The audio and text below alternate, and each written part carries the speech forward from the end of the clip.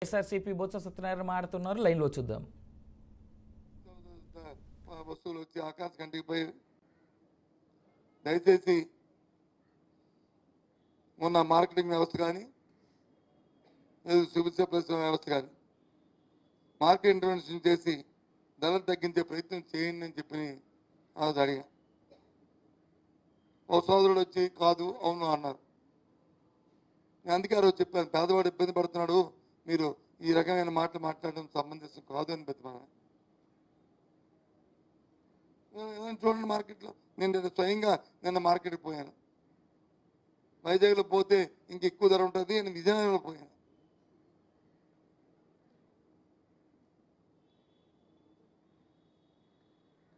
ఇక్కడికి ఇది కాసంపల్లి సిటీ కాబట్టి కొద్దిగా ఎక్కువ ధర ఉండొచ్చు, విజయనగరంలో కొద్ది తక్కువ ఉండొచ్చు, కొంచెం చూద్దామని చెప్పింది. చూస్తే కందిపప్పు వచ్చి 155 నుంచి 160 రూపాయలు ఉంది.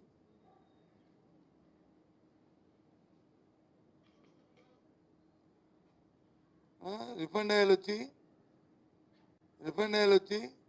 130 నుంచి 145 రూపాయలు ఉంది క్వాలిటీని బట్టి. అదే పామాయిల్ వచ్చి 120 రూపాయలు ఉంది. అదే బియ్యం వచ్చి కేజీకి కేజీ 65 రూపాయలు, 63 నుంచి 65 రూపాయలు ఉంది. అంటే ఒక్కొక్క దాని మీద మినిమం 20 నుంచి 35 రూపాయలు, 30 రూపాయల వరకు కిలోకి పెరిగింది. వీటి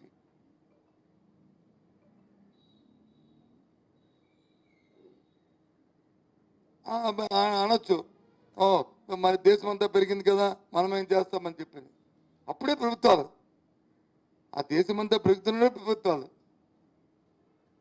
అప్పుడే మన ప్రభుత్వాలు వచ్చి మార్కెట్ ఇంటర్వెన్షన్లో మనం ఇన్వాల్వ్ అయ్యి అప్పుడే కదా మన రైతు బజార్లో ఉల్లిపాయలు, టమాటాలు, బంగాళదుంపలు అమ్మే వాళ్ళం మర్చిపోయావా? ఎన్ని సందర్భాలు చేశాం. ఎందుకు సింపుల్గా ఒక ఎగ్జాంపుల్ చెప్తాం, ఒక చిన్న విషయం చెప్తాను. ఉల్లిపాయలు ఇవాళ మార్కెట్లో వచ్చి ఇవాళ ఓపెన్ మార్కెట్లో పెద్ద ఉల్లిపాయలు తీసుకుంటే 65 నుంచి 70 రూపాయలు ఉంది. అవి ఎక్కడి నుంచి మన దేశం అంతా వస్తుంటాయి, మహారాష్ట్ర నుంచి వస్తుంటాయి, పుణె నుంచి అటు నాందేడ్ నుంచి అటు నుంచి వస్తుంటాయి. అక్కడ హోల్సేల్ ఎంత ఉంది? 65 రూపాయలు ఉంది, 55 రూపాయలు ఉంది. అంటే 15 రూపాయలు, 10 నుంచి 15 రూపాయలు అక్కడ నుంచి ఎక్కువ ఉంది. అవును బాబు మీరు అనొచ్చు, మరి ట్రాన్స్పోర్ట్కి వచ్చావు, ఎస్ ట్రాన్స్పోర్ట్కి వచ్చు, నేను కూడా అంగీకరిస్తాను.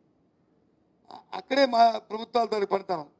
ఆ ట్రాన్స్పోర్ట్ ఖర్చుని ప్రభుత్వాలు తెప్పించి ఆ 55 రూపాయలకి ఇస్తే సరిపోయే. అప్పుడు దేశం అంతా ఒక రేటు. అదే ప్రభుత్వాలు చేయవలసిన పని. సింపుల్, ఇదేమి పెద్దగా దీనికి ఎక్స్పీరియన్స్ లాజిక్ బుర్రపెట్టాలి. ఏ విధంగా సమస్య పరిష్కారం చేయాలని ఆలోచన ఉంటే సింపుల్.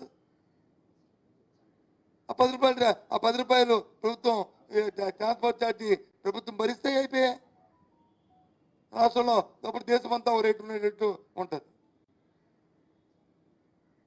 హోల్సేల్ రేటుకి మందరిస్తే. అదే చెన్నూరు నంద్యాలలో మనం తీసుకుంటే కర్నూలు నుంచి 35 రూపాయలు ఉంది అక్కడ హోల్సేల్.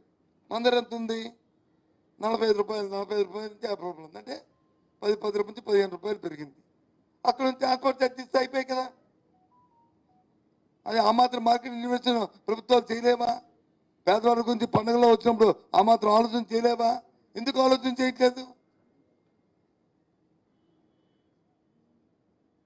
మరి ఏ అధికారులే కదా, పూర్వం నుంచి ఉన్న అధికారులు, కొత్త అధికారులు కాదు కదా. పోనీ అధికారులు సలహా సూచనలు, పోనీ మంత్రులు ఏదో కొత్త మంత్రులు కాదు. మార్కెటింగ్ కానీ లేకపోతే సివిల్ సప్లైస్ కానీ మన రాజకీయాల్లో కొత్తగా వచ్చిన వాళ్ళు కాదు. అందరూ పనిచేస్తున్న అధికారులు కొత్తగా వచ్చిన వాళ్ళు కాదు. ఎందుకు ఈ కార్యక్రమం చేయట్లేదు? దీని గురించి ఎందుకు ఆలోచన చేయట్లేదు? ఇది సింపుల్ కదండి.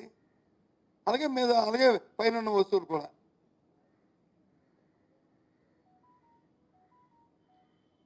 మన మార్కెట్ ఇంటర్వెన్షన్ అంటే అదే కదా. ఎక్కడైతే మనకు వచ్చి డిమాండ్ ఉందో, మన దగ్గర డిమాండ్ ఉందో, ఆ డిమాండ్ ఎక్కడైతే తక్కువ దాన్ని తీసుకొచ్చి ఇక్కడ పెట్టి డిమాండ్ తగ్గించడం, ప్రజలకు అందుబాటులో తీసుకురావడం, వాళ్ళకి వచ్చి సరసమైన ధరలు దొరికే విధంగా చేయాలి.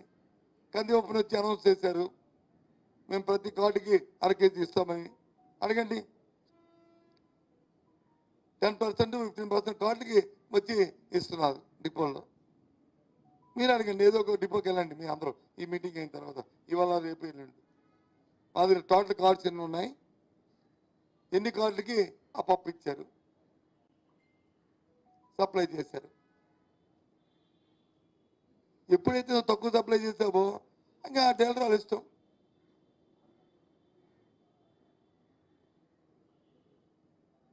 ఎవరి మీద ఆపాదించలేదు. ఒకరి మీద విమర్శించడానికి ఉన్న శ్రద్ధ, ఒకరి మీద తోసేయడానికి బండరా వేయడానికి ఉన్న శ్రద్ధ పనిమేం లేదు. అది నా తాలూకా అభిప్రాయం. దయచేసి ఆలోచించండి.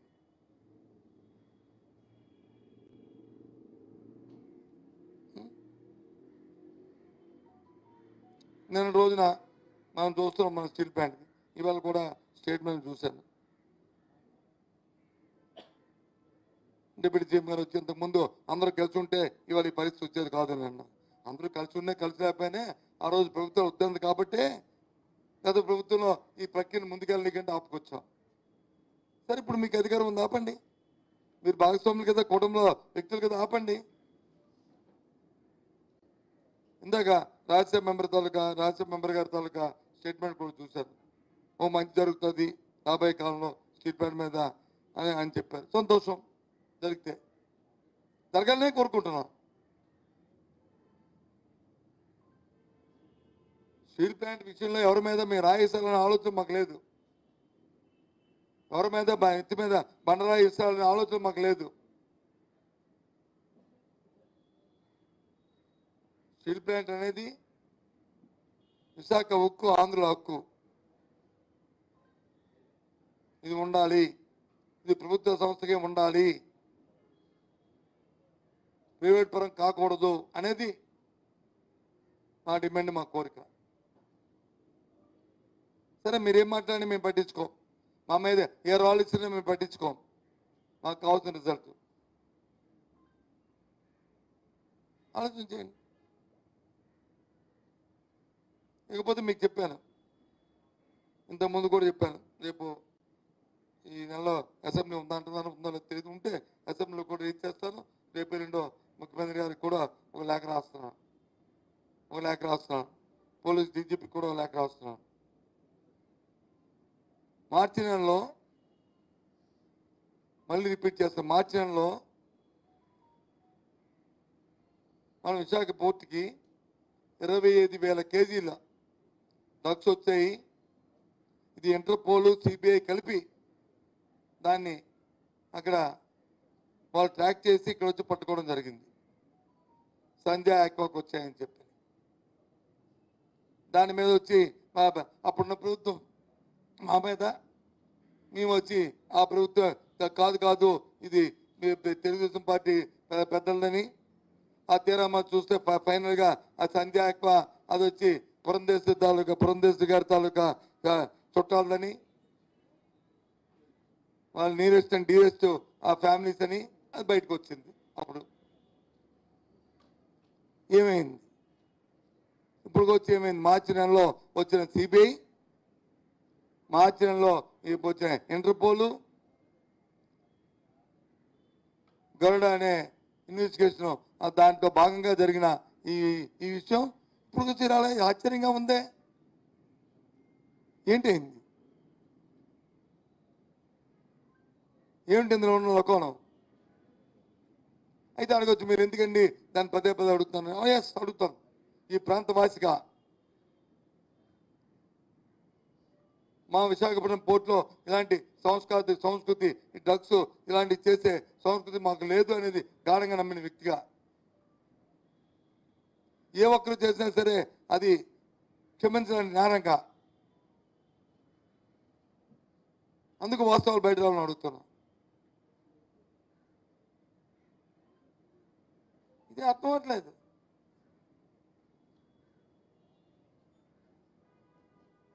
ఇలాంటివి